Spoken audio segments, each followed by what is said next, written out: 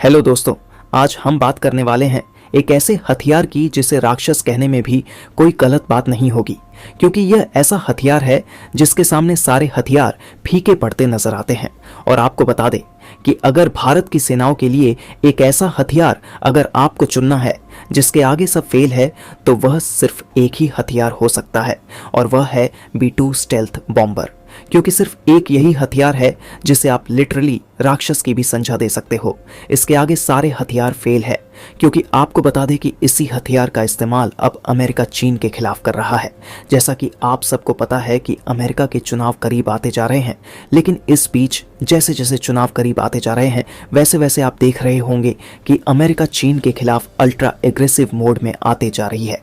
इसका कारण है सिर्फ और सिर्फ डोनाल्ड ट्रंप। दरअसल अमेरिकी चुनाव की इस समय स्थिति ये है कि 70% से ज़्यादा चांस है कि डोनाल्ड ट्रंप वहां पर राष्ट्रपति बनेंगे, और उनकी जो पॉलिसीज़ है, जो उन्होंने कहा है कि वह इम्प्लीमेंट करेंगे राष्ट्रपति बनने के बाद, वो है चीन को फायर करना। मतलब अगर आपको आसान शब्दों में समझाया जाए तो अगर डोनाल्ड ट्रंप राष्ट्रपति बनेंगे तो चीन की तो खैर नहीं, क्योंकि उसका मेन सेंट्रल पॉइंट है एक्शन अगेंस्ट चाइना। यानी कि चीन के खिलाफ पूरी तैयारी कर ली है, क्योंकि अब 6 महीने पहले ही अमेरिका ने सेना को इम्प्लीमेंट करना शुरू कर दिया है। कि आप अपने स्क्रीन पर देख सकते हैं कि अमेरिका की सेना ने हाल ही में एक युद्धभास किया चीन के पास। वहां पर अमेरिका ने खुद का ही शिप डुबा दिया पानी के अंदर।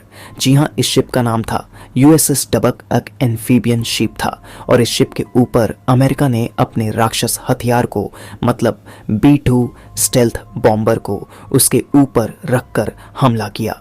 और बताया अमेरिका ने कि हमारे सामने समस्या अभी तक यह थी कि चीन के शिप बहुत ही ज़्यादा सस्ते और घटिया क्वालिटी के होते हैं, लेकिन जो हमारे बॉम्ब होते हैं वह बहुत ज़्यादा महंगे, क्योंकि हमने उन्हें बनाया है रूसी सेना से मुकाबला करने के लिए।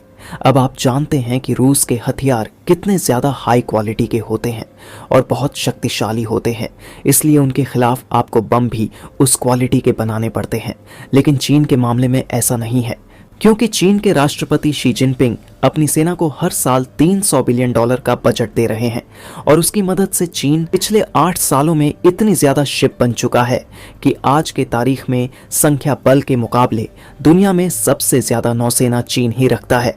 जी हाँ दोस्तों, सबसे ज़्यादा नौसेना शिप चीन के पास ही है, लेकिन काम उनके वहाँ पर ख़राब हो जाते हैं, जहाँ पर उनके सेना में भ्रष्टाचार इस लेवल का है कि शिप तो यह ज़्यादा संख्या में बनाते हैं, लेकिन उनकी क्वालिटी एकदम घटिया होती है, एकदम कचरा होती है कि उन्हें आप एक ठीक ठाक बम से भी उड़ा सकते हो, डिस्ट्रॉय कर सकते हो, और आपके यहाँ पर बहुत ज़्यादा हाई लेवल के बम या मिसाइल की ज़रूरत भी नहीं पड़ेगी।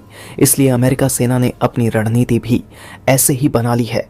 दरअसल आप स्क्रीन पर देख सकते हैं कि अमेरिका सेना ने कहा है कि हमने अपना जो 40,000 टन वजनी शिप, जिसे USSD वॉक कहते हैं, वह कहने को तो 40,000 टन वजनी है। यानी कि भारत का जो INS विक्रमादित्य है, जो हमारी नौसेना का सबसे बड़ा हथियार है, 45,000 टन वजनी उसी के आसपास का है। लेकिन अमेरिका इस शिप को रिटायर कर चुकी है, क्योंकि यह 40-50 साल पुराना शिफ्ट था। लेकिन जो चीनी नौसेना के हथियारों की जो नई शिप भी है, उनकी क्वालिटी लगभग इसी के बराबर थी, और हमने उस शिप को बहुत ही ज़्यादा सस्ती क्वालिटी के बम की मदद से पानी के अंदर दफन कर दिया। और अब हम अपने जितने भी शिप है या जितने भी बॉम्बर है, लड़ाकू विमान है, चीन के आसपास, जापान में, दक्षिण कोरिया में, फिलीपींस में, उन सभी को इतनी सस्ते और बहुत ही छोटे बम की मदद से उसे डिप्लॉयड कर सकते हैं। अब आपको बता दें कि अमेरिका B2 बॉम्बर को ही क्यों यूज करना चाहता है। इसके पीछे 2 कारण हैं। एक तो यह बहुत सस्ता पड़ेगा, जिससे कि उनके पैसों की बचत होगी। दूसरा ये है कि यह छोटे होते हैं, जिससे कि आप एक ही बम वर्षक विमान में लगभग दुगने से तिगने बॉम्बर भरकर ले जा सकते हैं। यानी कि बम्बर पहले के मुकाबले दुगने बम लेकर उड़ सकेगा। इसके अलावा लड़ाकू विमान में भी इन बम की संख्या आप डबल कर सकते हैं, जो कि एक उससे बूस्ट होगा। और चीन की जो रणनीति है ज़्यादा शिप बनाकर आउट नंबर करने की, लेकिन चीन का दुश्मन उसे भी काउंटर कर सकेगा।